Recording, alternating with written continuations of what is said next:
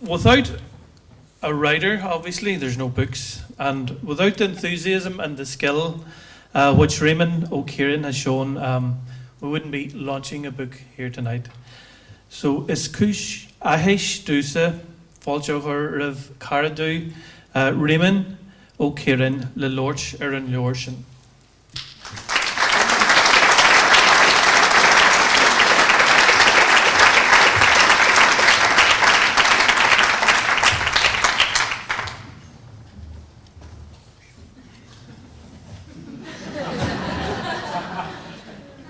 Before I start this week. Okay, well, it just has arisen in my thoughts that a lot of the time, I wrote down my translations before then I committed it to a computer. So I'm going to show you the pen I used when I was writing it down, and it is a very special name written on it. So just pass that round and then you could just show it to people. I think it's very interesting, and I'll tell you afterwards what it means when you've all seen it. Okay. Gurkid Mayagav a Charja Unyuna, as a bheith an seo Linn a nocht ag Abhainn Watha, Bala Spiridalta Chean Chuig Olu. Bhí sé antáhachtach go Joe Dúine an leor seo a dhéanú I ngélig Chuig Olu de chéid an lé inniu I dús baile. Ach tá sé antáhachtach dúin inis gol amach agus an leor a chur a maithan sin I nóan mór an bhéarla. The mythological events in Cúchulainn, Ulster's greatest hero, were ascribed to in and around the time of Christ. Like mythology, as Professor Seamus McMahon said, everywhere throughout the world, like those mythologies throughout the world, they consist of centuries of dreams from a continuous collective conscious of the people of this island. Such stories are, according to Carl Jung, not me, according to Carl Jung, the Swiss shrink, such stories are a mirror to our egos. They were preserved by great minds, having first been transmitted orally, and transmitted orally for about 500 years or thereabouts. And they were written down by Celtic Christian monks who went on to practically save Western civilization. The stories are, and this is important, the stories are part of our inner expanse. They have been woven into our cultural clothing. The events described in Cúchulainn, Ulster's greatest hero, are as important as what was referred to by the poet-philosopher John O'Donoghue as the dead cage of fact, because they emanate from the imagination of our antecedents. They are a window on how our predecessors apprehended the big questions about birth, about life, and about death. The imperishable questions, the Irish equivalent of how, whence, and whither. These questions are still longing answers. So we don't know if the events of Cúchulainn's life actually took place. I think that's fair to say, isn't it? We don't really know if they actually took place. But if they didn't take place, as Thomas Kinsella observed, we know precisely where they didn't take place. We know, for example, that they didn't take place here in Abhainn Watha. They didn't take place in Muirthemne in Dundalk. They didn't take place in RD. Incidentally, RD is exactly halfway between, and this will be important for later on, exactly halfway between North Korea and the US of A. They didn't take place on the Isle of Skye. They didn't take place in Knockbridge. They didn't take place in Dundalk, Loch Ross beside Crossmaglen, nor did they take place at Lusk in County Dublin, except, that is, in the imagination of these great storytellers. So I think that if Cúchulainn were with us today in the 21st century, I think he would be a hero of international standing, a sort of Celtic Achilles. He might even be part of the diaspora. I think, for example, that Cúchulainn of the 21st century might show up at Standing Rock in North Dakota and make a stand with those Native Americans, the Sioux tribe, who are battling to preserve their water, their life-giving water, against the laying down of a poisonous yet profitable pipe.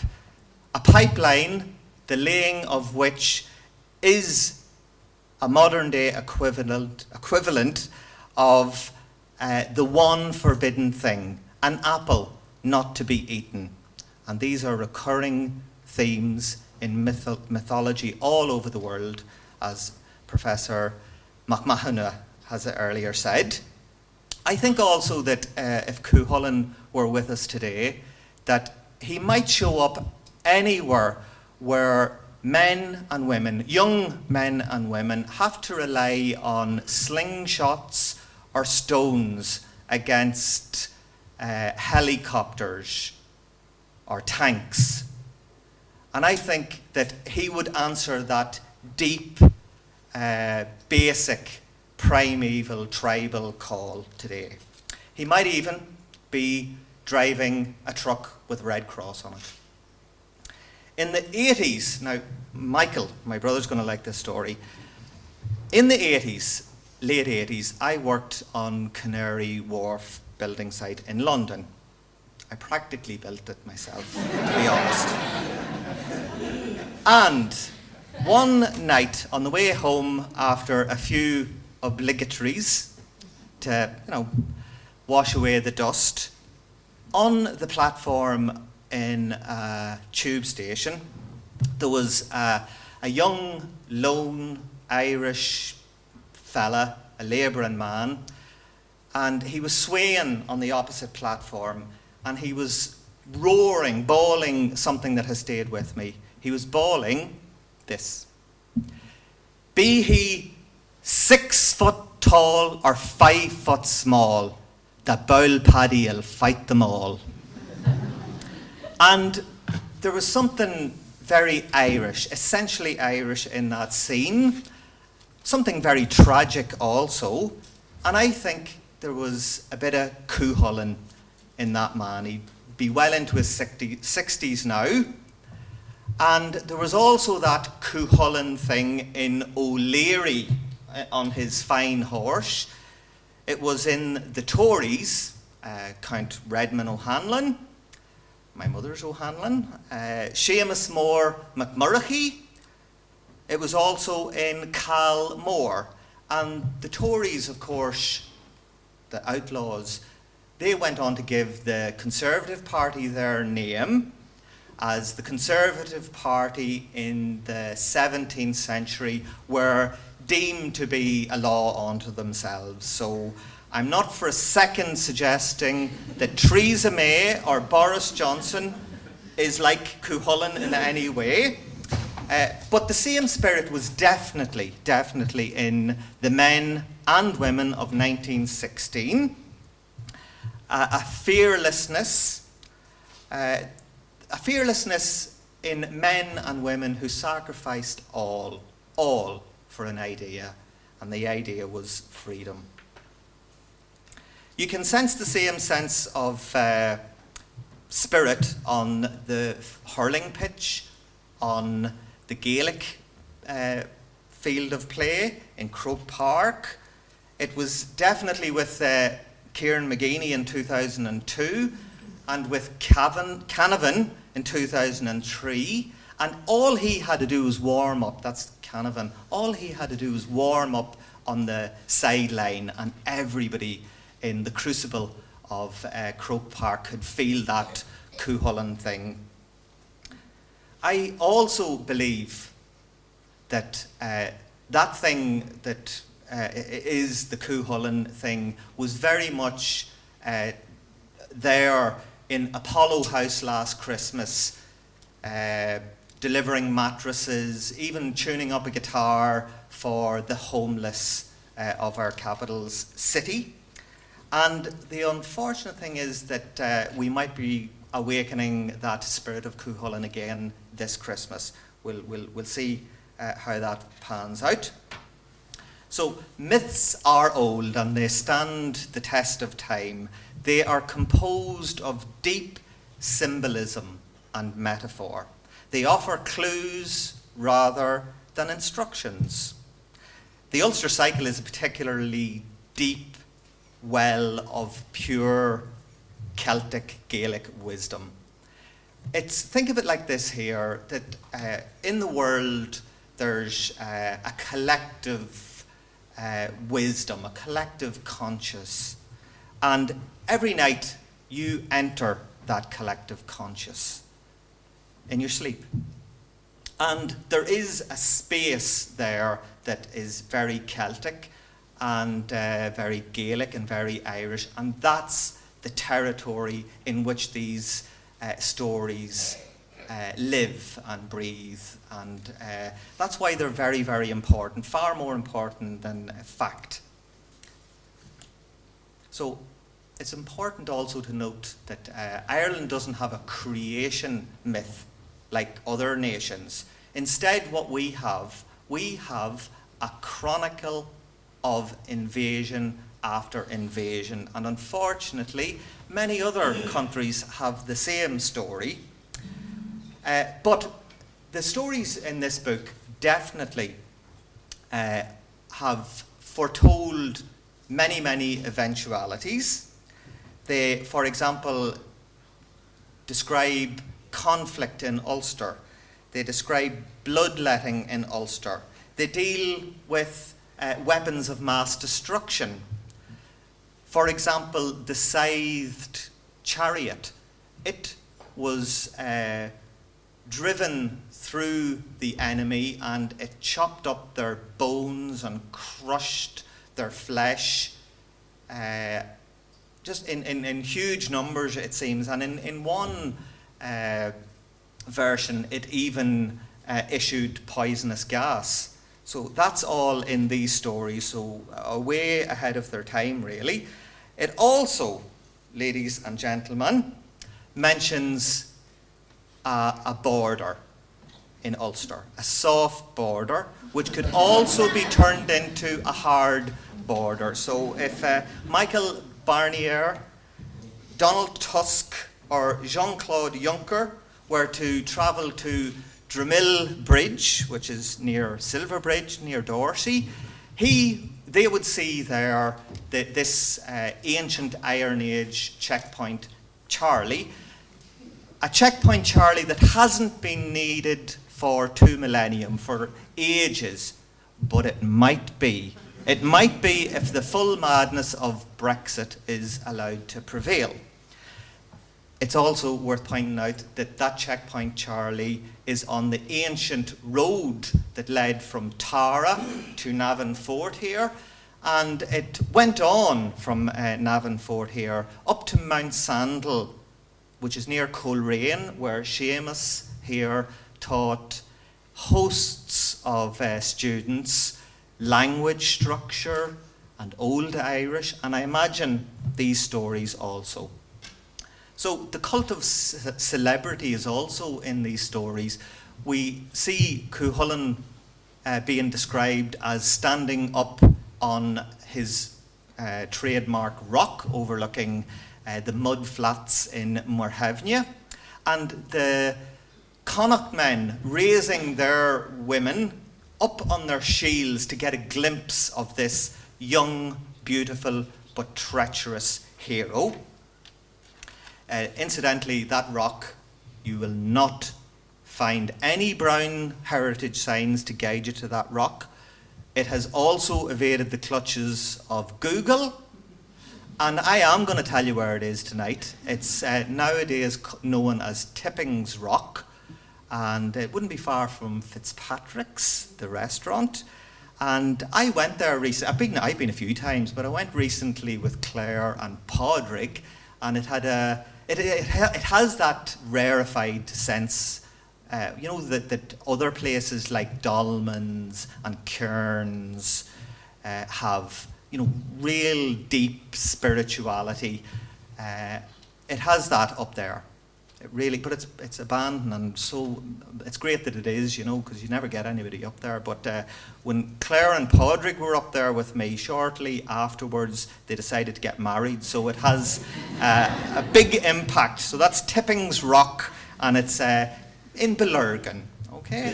So you can look that up. Other ideas, concepts posited in these stories would be boarding schools for well-off boys, holistic medicine, soccer, but this time played with decapitated heads. There's a lot of talk about decapitation here tonight. Hallucinogenic trips, exotic pets, assurance policies, man flu, jacuzzis, ice baths, and of course, the Ulster Championship. The one useful concept that has not been retained, and Seamus mentioned it, is that of single combat. How many people take part in single combat? How many? Correct, Alana. Two, not one, even though it's called single combat. So the idea is that two people come and battle it out rather than 2,000 or 2 million having to die. And it's best exemplified by Ferdia and Cúchulainn, who battled for 4 days, and eventually Ferdia fell. But imagine if we were able to retain that concept, and imagine we were able to get the Donald, somebody knows where this is going, the Donald into a ring in RD with himself from North Korea, Kim Jong-un. And we could give them a whole array of weapons to use on each other. So I want to ask you, I'm doing a little bit of research here. Hands up all those who think that Donald Trump would win. Hands up all those who think that Kim Jong-un would win. Hands up all those who want Donald Trump to win. Hands up all those who want Kim himself from Korea to win. Now, you see these people up here, they're up here because they didn't raise their hands. They know not to fall into these kind of traps. That's why they're up here. So, I'm going to skip a few paragraphs, you'd be glad to hear. But I'm not going to skip this paragraph. Aidan McPolleen was here on the 19th of November in 2015, and unfortunately he's passed away. He was a hero, an intellectual hero to me and others. And to give you one little example of the type of detail Aidan McPolleen went into, he counselled me against using the word spiky, but I was allowed to use the word spiked. And you know something? It's that kind of detail that made this book the book it is. And he's not up on the stage tonight, but I think Aidan is in a way with us, and his spirit, his energy is definitely in the book.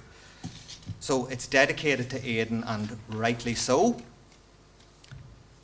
So I hope that when you read Cúchulainn, Ulster's greatest hero, that you get some idea of the joy that there was in the telling. I hope that the stories speak to you, that you gain a modern meaning from these ancient stories, that you achieve a new understanding of the way these Christian monks wove these complex tales into very fine stories, and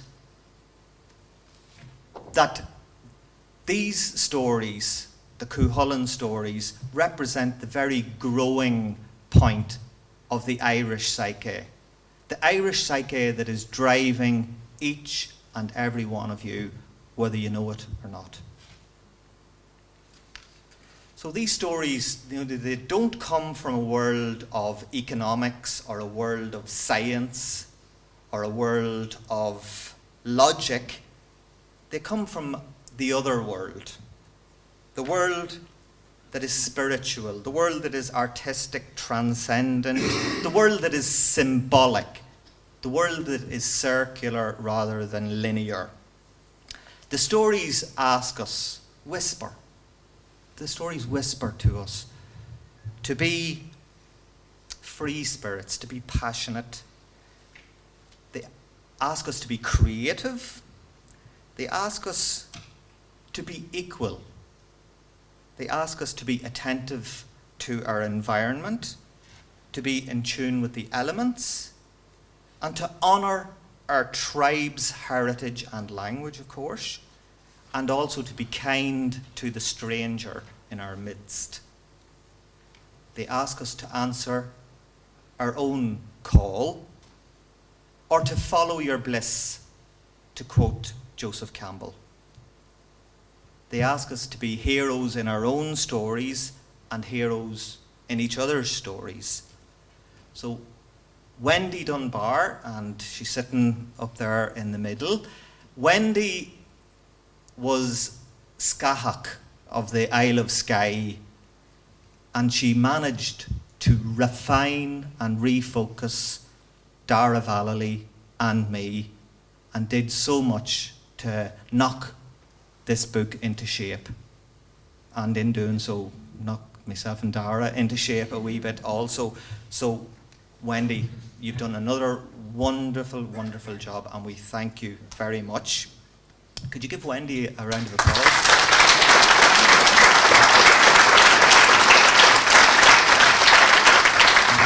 Richard McGowan was Seneca, who could bring all the wars in the world to an end with a few of his well-chosen words. And we thank you, Richard, also. Thank you, Richard. A wee bula boss for Richard there.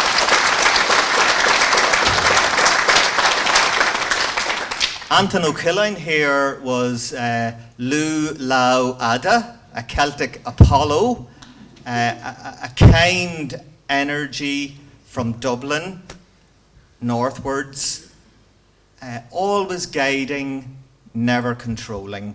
And thank you. Gurkid Maigada Antonia.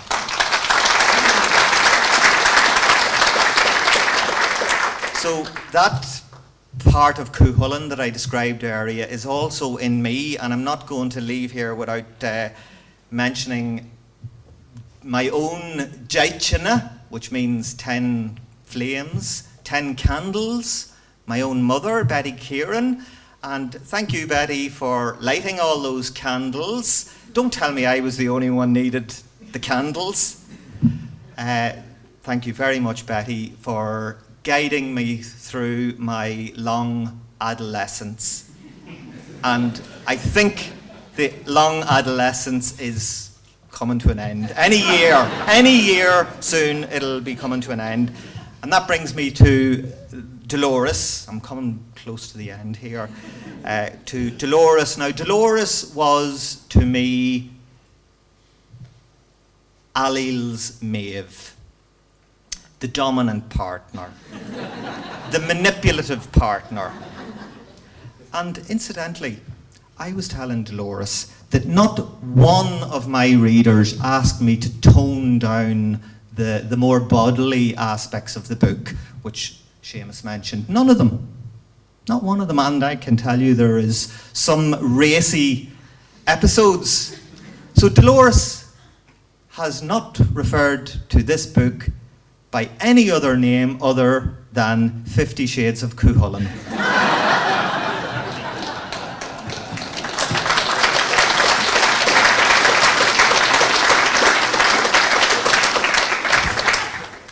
Just a few more thanks. You all for being here, and you're here in great number, and it's appreciated, every single one of you. It means a lot to me personally and to Gael Linn.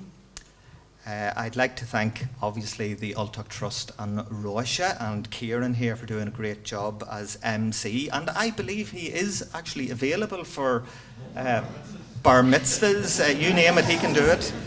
A special word of thanks, needless to say, to Seamus Antulu, Seamus McMahon, for his ongoing support to Irish studies and Celtic studies, and also for his very, very, very deep understanding of literature and Irish literature.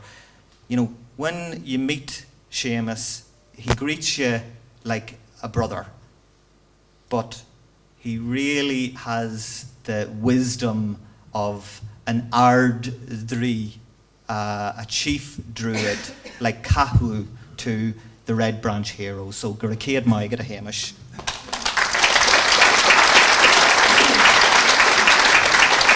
Dara for being Dara. Anne Hart for enduring Dara being Dara. And also Pierce O'Larkin. If ever there was a Cúchulainn rebirth, it's Pierce O'Larkin, because he's young, but he has the power of a big man, and he's a super, super singer. So Guracéad Maigad, a fierce.